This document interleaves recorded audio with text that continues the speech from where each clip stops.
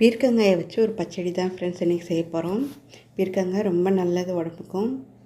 இப்போ ஒரு கடாயில் எண்ணெய் சேர்த்துக்கலாம். சின்ன சின்னதாக கட் பண்ண பெரிய வெங்காயம் சேர்த்துருக்கேன். அது நல்லா வதக்கிக்கலாம். கொஞ்சமாக காயத்தூள் சேர்த்துக்கோங்க. அதுக்கப்புறமா சின்ன சின்னதாக கட் பண்ணி வச்சுருக்கிற பீர்க்கங்காய் அதையும் சேர்த்துக்கோங்க. அப்புறமா கத்திரிக்காய் சேர்த்துக்கோங்க. ஒரு கத்திரிக்காய் இல்லை 2 போதும். சின்ன கத்திரிக்காயாக இருந்தால் 2 போதும். அப்புறமா தக்காளி சேர்த்துக்கலாம். ஒரு 2 தக்காளி 3 தக்காளி சேர்த்துக்கலாம். எல்லாத்தையும் சேர்த்து மிக்ஸ் பண்ணி வதக்கிட்டு மஞ்சள்தூள், மிளகாத்தூள், தனியாத்தூள் சேர்த்து நல்லா வதக்கிக்கோங்க. தேவையான அளவு தண்ணி சேர்த்துக்கலாம். நல்லா கொதித்து வரட்டும் தண்ணி. நிறைய தண்ணி ஊற்ற வேண்டாம், கொஞ்சம் உப்பு சேர்த்துக்கலாம். அப்புறம் தேங்காய் கொஞ்சம், பூண்டு 2 பல், ஜீரகம் கொஞ்சமாக, சின்ன வெங்காயம் சேர்த்து இந்த மாதிரி பேஸ்ட்டாக அரைச்சிக்கலாம். அதையும் கொதித்து இந்த கிரேவியில் சேர்த்துக்கலாம்.